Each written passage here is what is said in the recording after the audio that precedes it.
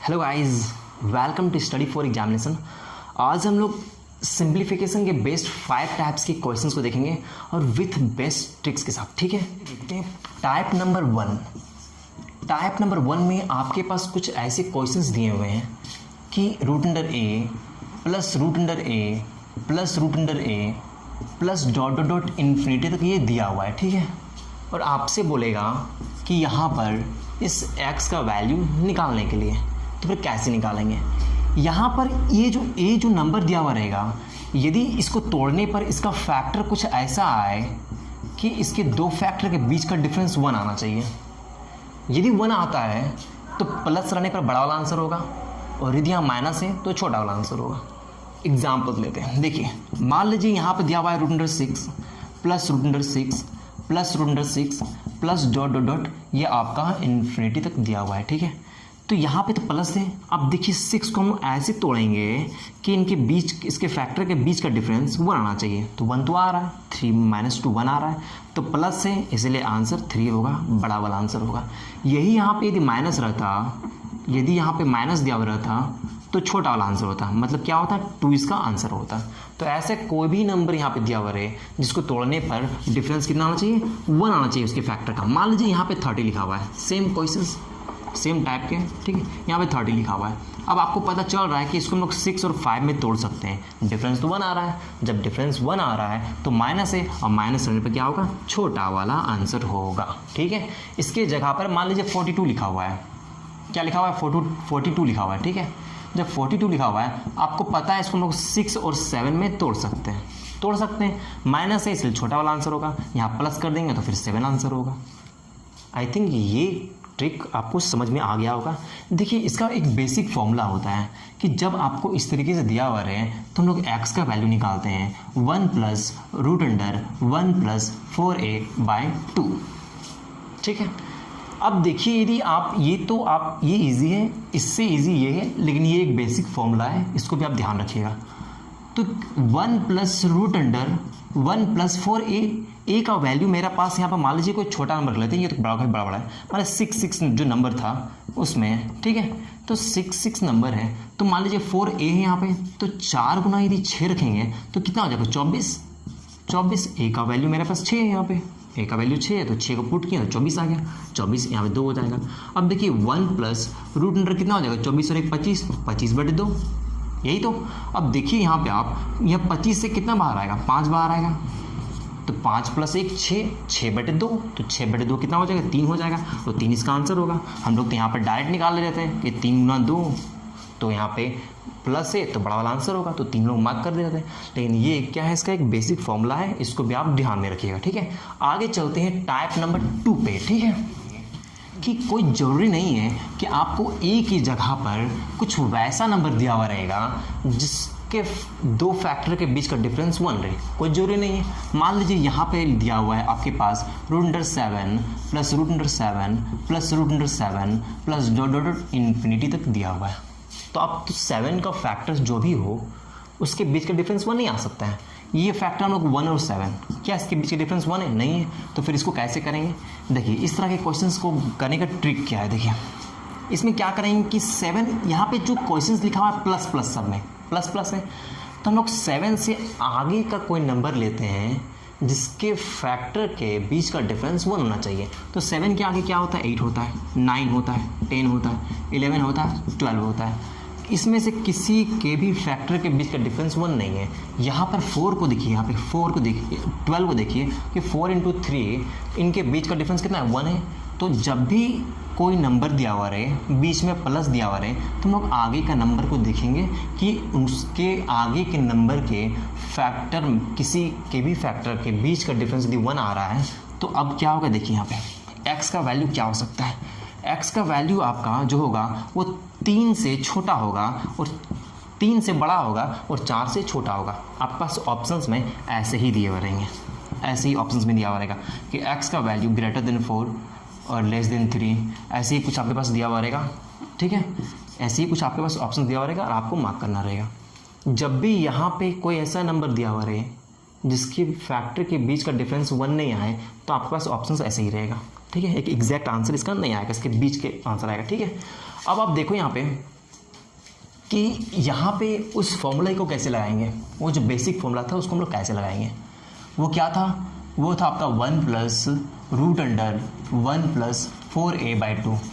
यदि आप इस फॉर्मूला को यहाँ पे लगाते हो ना तो यहाँ पे एक एग्जैक्ट आंसर आएगा कि इसके और इसके बीच का। यहाँ पर x का वैल्यू इस शॉर्ट ट्रिक से 3 और 4 के बीच आया है, लेकिन यहाँ पे क्या होगा जब आप निकालिएगा तो यहाँ पे आपको और छोटा, यहाँ पे 3 और 4 के बीच में 1 है, मतलब 3.1 3.2 3.3 3.4 3.5 3.6 ऐसे करके 3.9 और फिर 4, मतलब कि कोई भी नंबर x हो सकता है। और जब इस तरीके से निकालोगे आप तो 3 और 3.5 के बीच ऐसे ऑप्शंस आएंगे। चलिए देखिए इसको निकाल करके। यहाँ पे a का वैल्यू मेरे पास कितना दिया हुआ था, 7 दिया हुआ था, तो 1 प्लस यहाँ पर यदि 7 पुट करते हैं तो 7 चौक 28 हो जाएगा, यही तो 28 हो जाएगा बाई 2। अब 28 और 1 कितना हो जाएगा, 29 हो जाएगा, तो रूट अंडर 29/2। अब देखो आप यहाँ पे क्या करेंगे कि कोई वैसा नंबर लेंगे जो 29 से पहले एक कंप्लीट स्क्वायर हो और 29 के बाद एक कंप्लीट स्क्वायर हो। तो 29 के पहले एक कंप्लीट स्क्वायर कौन सा होगा, 25 होगा, और 25 से क्या बाहर आएगा, 5 बाहर आएगा। तो इसको हम लोग ऐसे लिख सकते हैं, देखिए 25/2, ठीक है। और 29 के बाद एक कंप्लीट स्क्वायर क्या होगा, तो 36 होगा, यही तो। अब यहाँ से क्या आएगा, 5 बाहर आएगा, 5 और 1 6, 2 को 6 से डिवाइड करेंगे तो 3 आएगा, 6 को 2 से डिवाइड करेंगे 3 आएगा।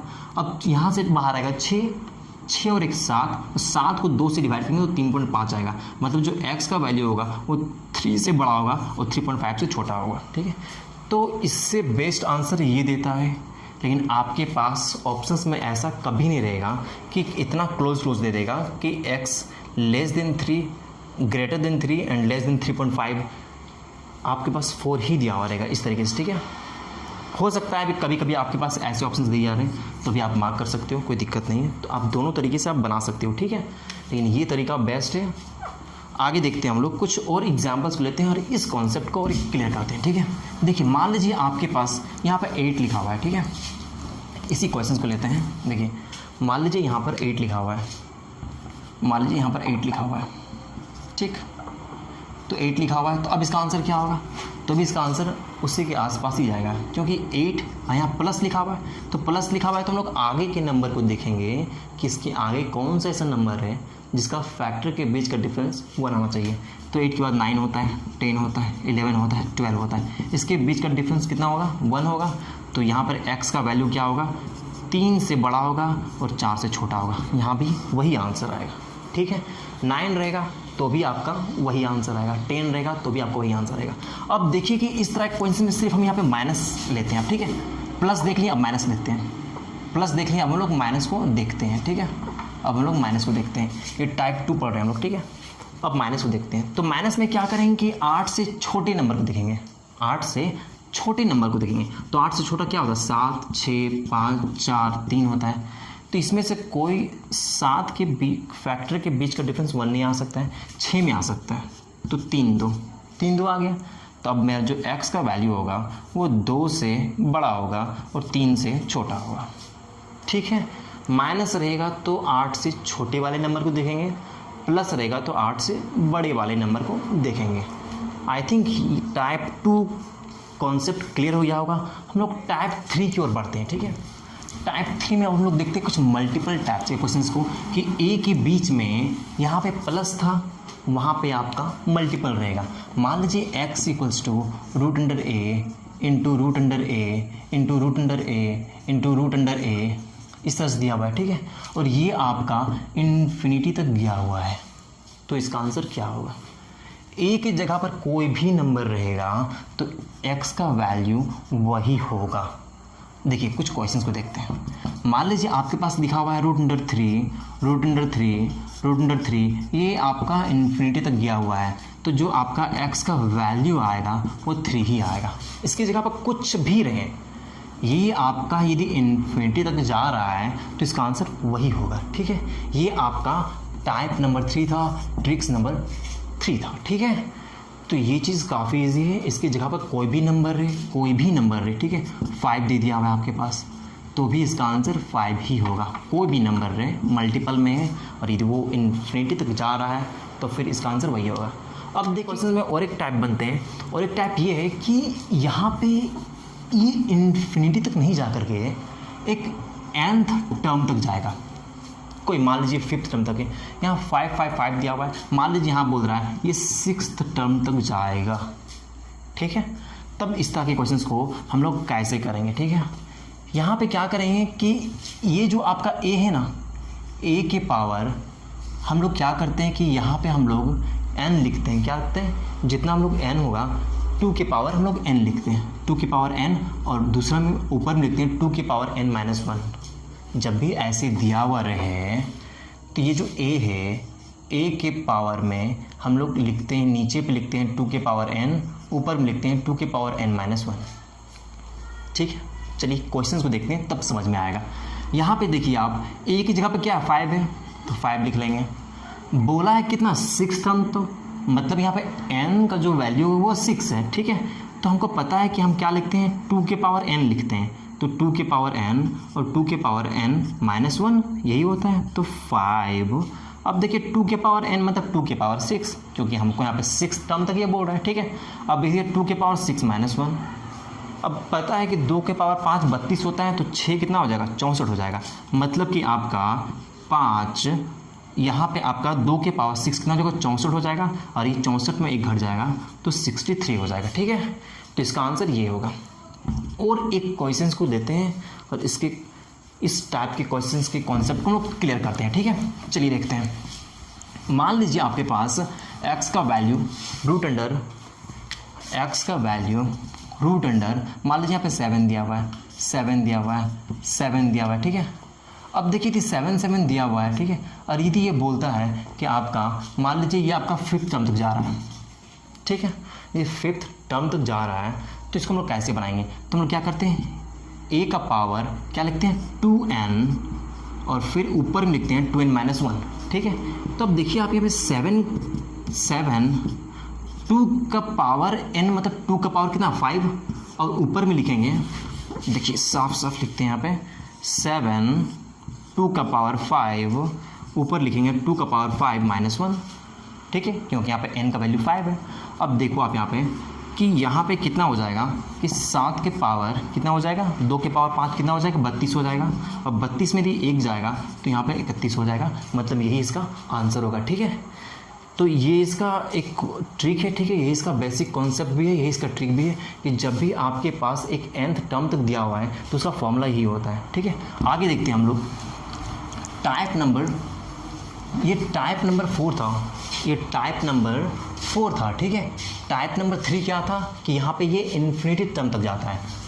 टाइप नंबर 3 हम लोग ये सीखते हैं, यदि ये एक इन्फिनिटी टर्म तक जाता है तो इसका आंसर यही हो जाता है। लेकिन यदि ये एक nth टर्म तक जाता है तो इसमें हम लोग क्या करते हैं, a का पावर में हम लोग 2n और 2n-1 ये लिखते हैं और इसको हम लोग निकालते हैं। ठीक है, तो ये हम लोग का टाइप नंबर 4 था। आगे देखते हैं टाइप नंबर 5 को देखते हैं हम लोग। ठीक है, कि उस पर कैसा है। देखिए ये हम लोग का लास्ट टाइप है क्लासिफिकेशंस का। ठीक है, और ये आपका लास्ट ट्रिक है। देखिए टाइप नंबर 5, मान लीजिए यहाँ पे कोई नंबर लिखा हुआ है, a दिया हुआ है। ठीक है, इस पर एक स्क्वायर रूट लगा हुआ है। ठीक है, और फिर इस पर लिखा हुआ है पावर में दिया हुआ है, यहाँ पे मान लीजिए आपका x ले लेते हैं। ठीक है, x रूट, यहाँ पे मान लीजिए p लिखा हुआ है। ठीक, अब फिर इसमें एक रूट है और वो है आपका y। ठीक है, अब इसके पावर में लिखा हुआ है क्यूब। ठीक है, अब देखिए यहाँ पर फिर मान लीजिए कि आपका और एक रूट है। ठीक है, अब इसकी पावर में लिखा हुआ है पी क्यू, यहाँ पे r ले लेते हैं, तो बोलेगा a का वैल्यू क्या हुआ। इसको हम लोग सॉल्व करेंगे तो इसका आंसर क्या आएगा।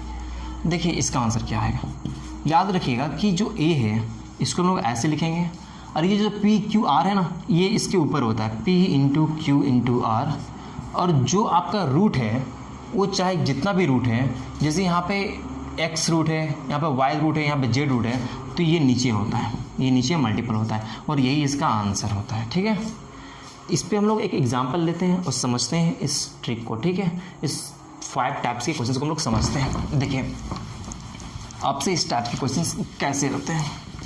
मान लीजिए आपके पास दिया हुआ है 6 दिया हुआ है, ठीक है, इसका पावर दिया हुआ है आपके पास 6 दिया हुआ है और ये स्क्वायर रूट में, ये स्क्वायर रूट 6 दिया हुआ है, ये 5 दिया हुआ है, ठीक है। फिर मान लीजिए इसमें आपका एक क्यूबिक रूट दिया हुआ है, ठीक है, और फिर इसके पावर में आपका 2 दे दिया हुआ है। तो आप इसको कैसे सॉल्व करोगे?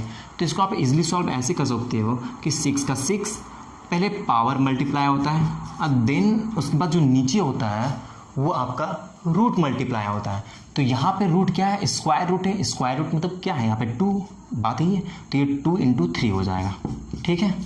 अब समझ में आ रहा है? मान लीजिए इसमें आपका और एक फोर्थ रूट ऐसे होता है, ठीक है, तो हम लोग क्या करते हैं 2 × 3 × 4 कर देते हैं, ठीक है। मान लीजिए इसका पावर भी कुछ 3 तरह था, तो हम लोग यहाँ भी 3 कर देते हैं, फिर इसको काटते हैं और काट के जो आंसर आता है वही इसका आंसर होता है।